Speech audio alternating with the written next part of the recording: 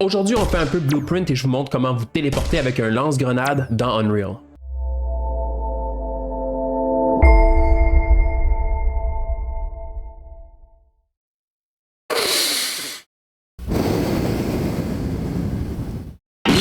C'est assez les vacances, c'est le temps de refaire des vidéos. Là, c'est sûr qu'on s'est quitté un petit peu sur un échec, là, mais j'ai quand même envie de faire d'autres vidéos YouTube, donc j'ai envie aussi de faire un peu d'Unreal. Allons-y.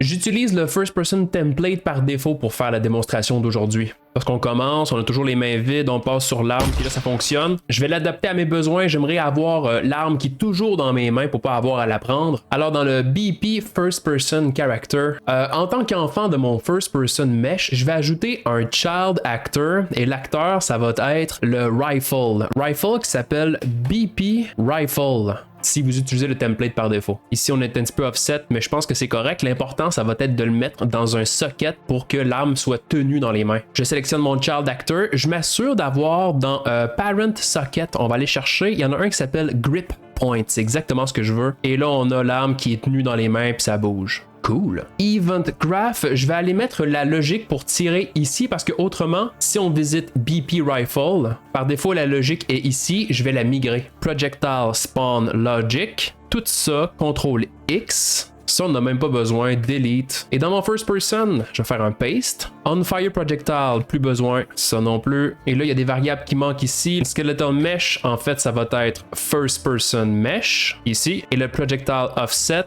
Projectile offset qui était dans le BP rifle d'une valeur de 100 dans le X, moins 10 dans le Z.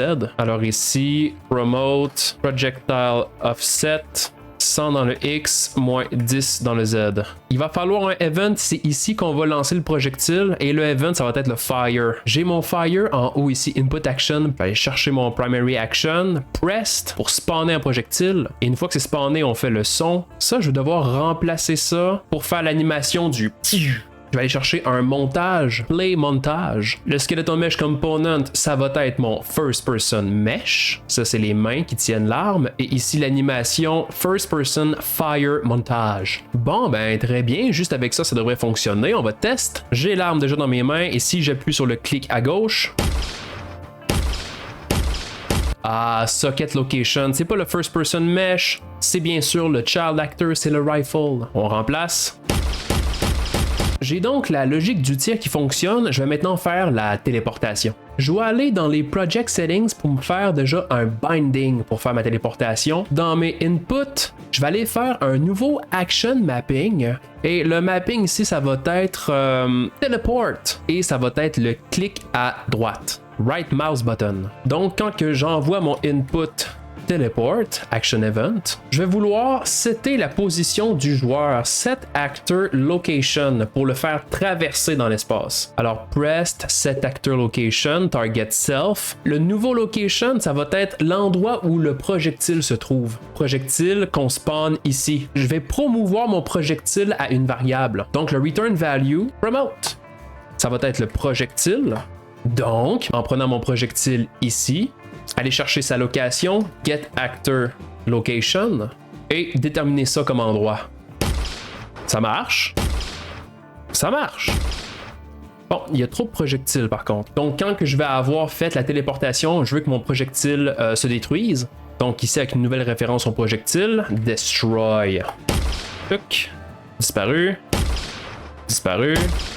Disparu, ça s'en vient bien cette affaire-là. Mais si j'essaie de me téléporter quand il n'y a pas de projectile, ça cause problème. J'ai d'ailleurs des erreurs qui s'affichent. Quand j'appuie sur la téléportation, il faudrait s'assurer qu'il y ait au moins un projectile de valide. Toujours avec une référence de projectile, je vais aller savoir si c'est vraiment valide. Is valid. Je vais chercher la fonction get is valid et ça, j'irai mettre ça dans un branch. Si c'est valide, on va pouvoir se téléporter. S'il n'y a pas de projectile, ça va être invalide puis on pourra pas. Marche, ça marche. Et là, si j'essaie encore de me téléporter, ça fonctionne plus. Excellent. Mais il y a un petit truc qui m'agace. On conserve toujours la même orientation. J'aimerais que le joueur fasse face à la direction où le projectile s'en va. Si je tire ici, j'aurais aimé pointer dans cette direction-là quand que je réapparais. On va donc devoir changer l'orientation du joueur quand on va spawner. Et pour ce faire, vu que j'ai un player qui lit des inputs, pour pouvoir changer son orientation, je dois changer l'orientation du contrôleur. Get player controller. Je pourrais faire Set Control Rotation. Et ici, quelle va être la nouvelle rotation? Pour trouver la direction où le projectile s'en va, j'ai besoin de savoir la vélocité, velocity. Et quand j'ai la vélocité, je peux faire Calculate Direction en prenant ici Get Actor Rotation du projectile. Je vais donc pouvoir utiliser ça dans le Base Rotation. Et pour terminer, je vais devoir ajouter à la rotation de base du projectile la direction qui a été calculée et ça va définir la rotation de mon joueur. La direction plus add. Et pour la rotation, en fait, je veux juste changer le ya. C'est donc le Z du joueur, pas les autres axes. Ça pourrait avoir l'air buggé sinon. Ici, en sortant de mon Get Actor Rotation, je vais aller faire un Break Rotator pour aller chercher seulement mon Z en ya. C'est lui que je vais ajouter. Et ça, ensuite, ça va pouvoir aller dans mon New Rotation. Même chose. Je vais faire un Split Struct Pin pour seulement avoir le Z. Ça va aller ici. Et est-ce que ça fonctionne? Hop! Ouais! Et voilà, ça fonctionne. Toute la logique qui permet de déterminer la direction, on pourrait tout mettre ça dans une propre fonction. Quand tout est sélectionné, vous pouvez faire un clic droit, Collapse to Function, fonction qui va s'appeler Get Projectile Direction, qui ici va être une fonction pure, parce qu'on veut seulement aller chercher du data. Tout ça, ça va être le Teleport. Puis ouais, on va ajouter un petit peu plus d'effets, un petit peu plus de détails. Par exemple, quand je veux me téléporter, j'aimerais avoir une sorte de flash à l'écran. Je vais donc pouvoir faire un Post Process Material que je vais pouvoir placer dans ma caméra. Je vais faire un nouveau matériel. Je vais appeler ça PPM Teleport.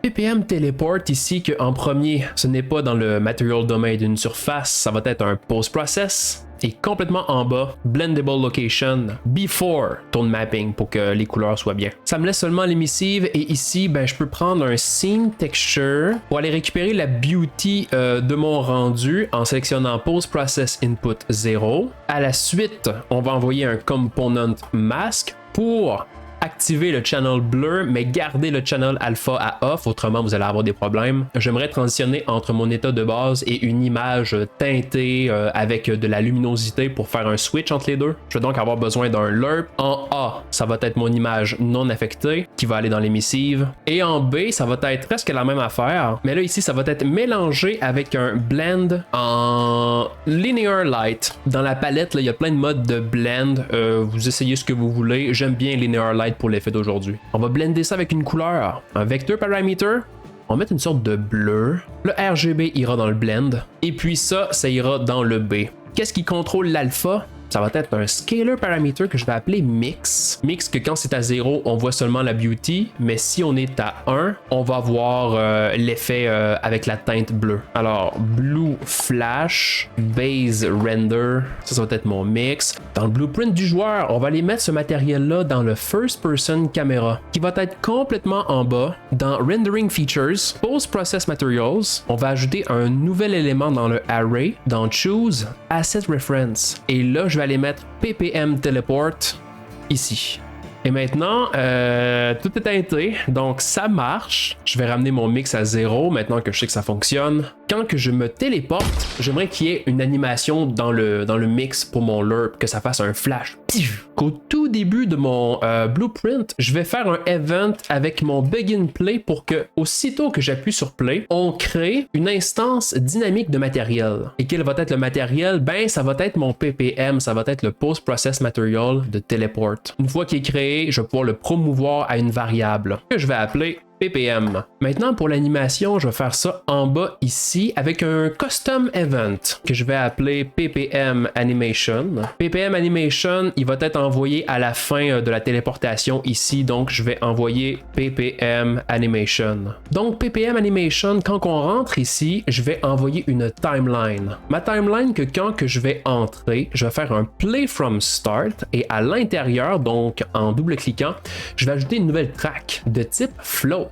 Ça va tout simplement être mon alpha pour faire mon animation. Je vais donc placer une première clé. Je veux que ça fasse un flash, donc ça commence à 100% d'opacité puis ça termine à 0, complètement transparent. Donc la première clé que j'ajoute avec Shift, j'aimerais que le temps à 0, on ait une valeur de 1. Et à la fin de mon animation, j'aimerais que mon animation dure à peu près genre une demi-seconde, donc 0.5 dans le temps, 0.5, valeur 0. Et dans la longueur de mon animation en haut, 5 secondes, non. 0.5 secondes. On va mettre des béziers, donc un clic droit, auto, ouais, c'est correct ça. J'ai maintenant mon channel alpha que je vais pouvoir driver mon animation et je vais animer mon ppm. Donc ppm ici, on va faire un get pour aller faire un set scaler parameter value. Donc on va pouvoir updater à chaque frame un paramètre. Paramètre ici qui s'appelle quoi? Qui s'appelle mix. Je copie son nom et dans le paramètre, on colle ici le bon nom et l'alpha, ça va être dans la valeur. Et pour forcer le post-process à s'updater, c'est bien important, je vais aller chercher une référence à la caméra, first person camera, et je vais aller ajouter un add or update blendable. On connecte le blendable asset, ça va être le ppm. Donc ça devrait fonctionner, on teste. Ouais. Bon, un peu trop coloré, on va enlever un petit peu de saturation. Voilà.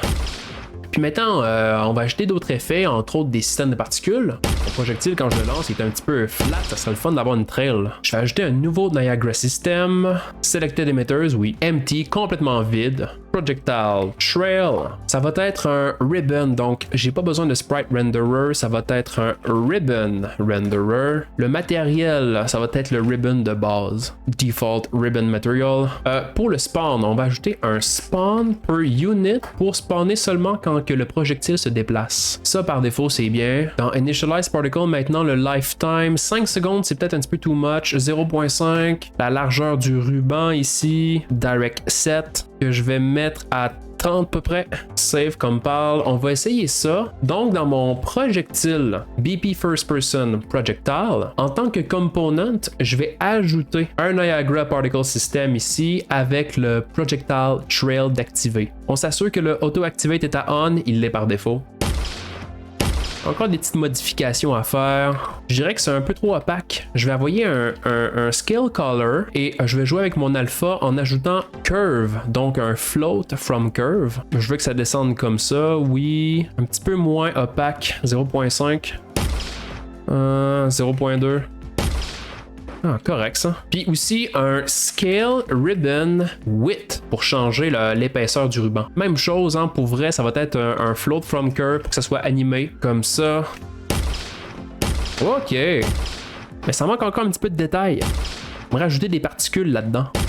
Je vais faire un nouveau système, toujours vide de base. PS spawn. Puis le spawn, ça va être que quand j'apparais, j'ai comme des lignes blanches qui apparaissent dans l'écran. Alors mon émetteur, je vais le renommer. Je vais l'appeler Raise. Je sais pas vraiment. Raise comme Raymond. Ça va être un sprite renderer avec un default sprite material. Ça, c'est très bien. Dans le Initialize Particle, on va mettre un lifetime assez court. Je veux que ça soit rapide. Peut-être 0.4. La couleur Direct Set. J'aimerais que ça soit un. Ouais, c'est ça. Blanc comme ça. C'est bien correct. Ou je pourrais teinter avec le même bleu que j'ai dans mon matériel, mais bon, peu importe. Le size de mon sprite, je veux que ça soit un sprite qui est fait sur le long. Donc, je vais devoir avoir un non-uniform dans mon sprite size. Puis le size, 30 par 200. Comme ça va être bien étiré. Je veux aussi que quand ça spawn, ça fasse un burst. Spawn burst. Je vais en envoyer au moins 7 là-dedans. Là. On va tester un petit peu de quoi ça a l'air, mais directement dans le niveau. Placer le spawn ici. Ok, ouais, bon. Tout apparaît à la même place. Particle spawn, on va envoyer un shape location.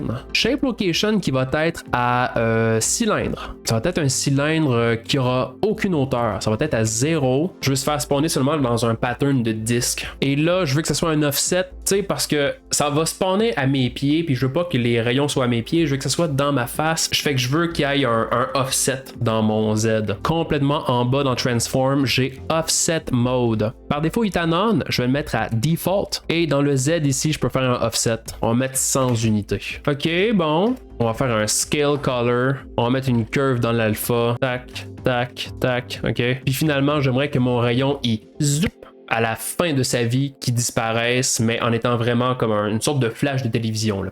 Dans le Particle Update, je vais ajouter un Scale Sprite Size. C'est pas tout à fait ça. Scale Sprite Size Mode. Uniforme? Non.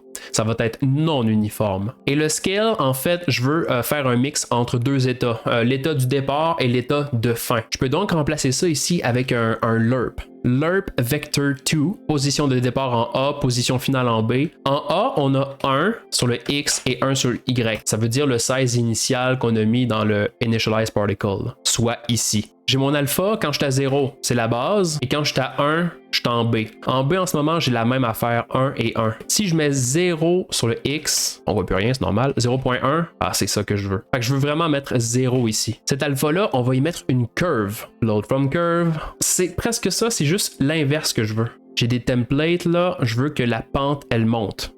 Comme ça.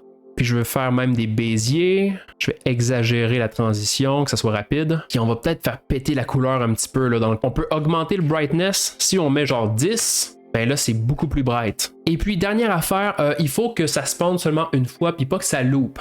Dans votre paramètre de système, complètement en bas là, dans System State, assurez-vous que le loop behavior soit à once. Donc save, compile, on va tester ça maintenant. J'ai plus besoin de mon système de particules. Et là je vais l'intégrer au blueprint du joueur. Donc c'est quand que je me téléporte. Une fois que j'ai seté la location, on va le rajouter ici. Tiens, aussitôt qu'on sait que c'est valide le projectile, on va faire un spawn system at location. Spawn system qui va être le PS spawn. Quelle va être sa location? Ça va être la location du projectile. Fait que je vais envoyer ça ici pour en faire profiter le location de mon spawn system. On est prêt, on teste. Oh! Ça marche!